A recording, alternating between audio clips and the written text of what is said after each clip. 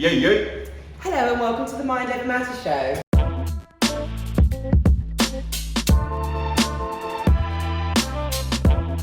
Pre-Yankee, some pretty epic things happened. PY, pre-Yankee. You did a TED talk.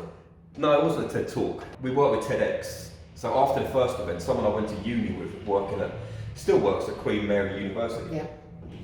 And they were doing an event with TEDx women. We did that. We did a couple of events with them, like straight after the first event, which MC Angel hosted. Oh my gosh, her book is. But yeah, I met her at Word on the Street as well through Shay, as I've met basically everyone. Word on the Street really was a catalyst for so much. It was. Like, I met Desiree there, I met Craft D there, Tony D there, Chester P there. Yeah. Forgetting someone really important that you met there? Oh yeah, we're gonna get to that in a minute. Miss Yankey, I met there. Banana Sharma, like literally everyone at that first event, apart from about 2 people, I met at Word on the Street. Word on the Street then was, I only went to 3 events. I went to Well Versed Inc., shout out Darren, Chocolate Poetry Club obviously, and Word on the Street. They were my 3 events that I went to. And that day you did Man Enough. Yes.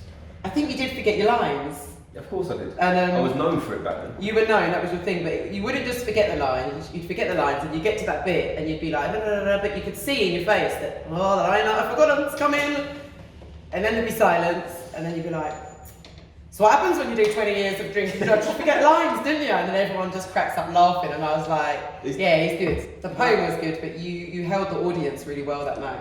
That whole thing with that was really a blessing. Like I was known for forgetting my lines in the scene. Do you remember when you stopped forgetting your lines? Just saying, there was somebody that told you something quite important. Yeah, because what I used to do the whole time, like when I forget my lines, was I'd tell the audience I forgot my lines, and then it was you that told me like start another poem, just do another verse. Like, no one knows. But I enjoyed it because it gave me another dimension to the performance. Yeah. Like, because it just happens so often. Like I remember the first event Tony D performed at, and DK was there, who's like the best freestyler like in the UK. Her and MC Angel. Hang on, was that the battle night? No, this was like Young Minds Matter before we launched the actual Young Minds Matter. Oh, okay. And Tony D was there in the audience, DK was there, and I forgot my lines for like 5 minutes straight. I was just walking about the stage. Right, pause. It was sort of my way of getting rid of the awkwardness. Anyone know my lyrics? Anyone? I've got no idea. I literally have no idea. George, you filmed this the other day. What's the lyrics, mate? Yeah, I've done that bit. It's a good job we've got some time to waste, isn't it? Freestyle. Because it is really awkward when I forget my lines, or when anyone forgets their lines. But that was I remember thinking, like we spoke outside, I come up, you were smoking. I was like, oh, good poem. And then you were so enthusiastic about Mind Over Matter. You were like the Mind Over Matter salesman. Like, I don't think I've ever seen anyone so excited about something.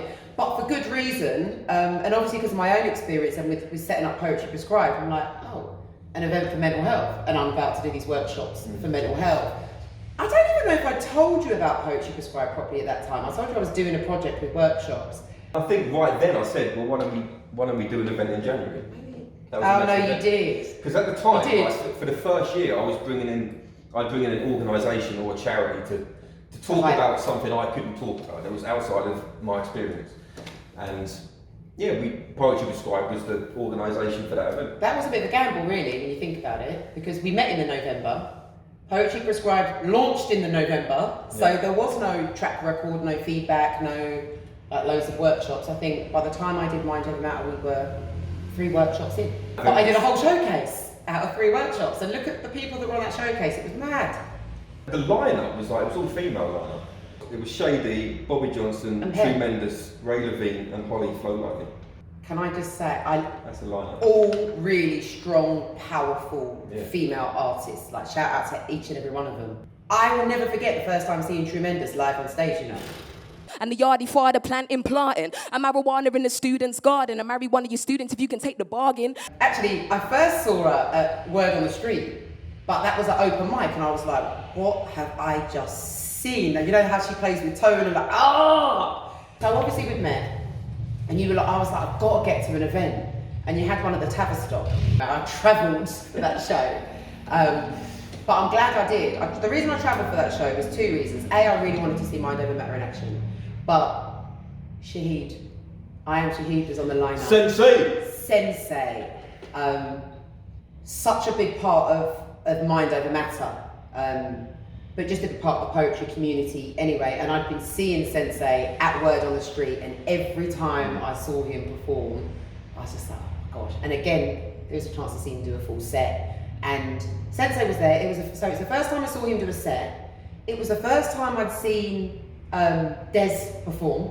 Her sense of humour, it just works for me. Do you remember your birthday? We both bought you the same gift.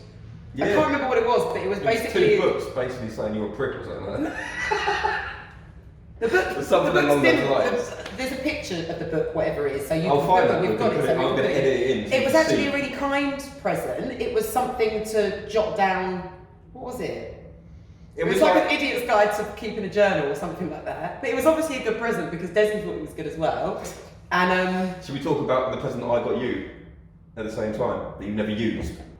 Fisky was kind enough to buy me my own mug. And upon the mug it says,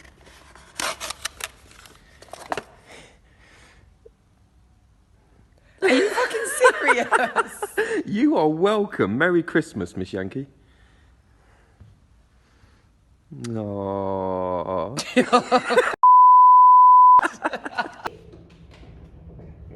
I'll start using it maybe soon. Who else was on the lineup that night? Banana Sharma. Banana Sharma, who I recently got to work with, who is now a producer. She did her thing there. Extremely talented woman. This is like proper early, like Mind Over Matter classics. This is when the flyers even looked different. Like, still. yeah, Des and Banana Sharma especially did so much like outside these events as well. Like I took Des once to this. I was supporting another mental health event. Yeah. Someone I met. I took them and we ended up. It was snowing. It was in winter. We ended up in a shed at the back of a pub. Like it was freezing cold. So Des is like Des is putting in work for Mind Over Matter. She did the first event, she did Tavistock, the Grey Dog. Iconic Mind Over Matter performers. So that first event just cemented for me, like, yeah, I want to be involved. And after that, it just grew like it grew naturally.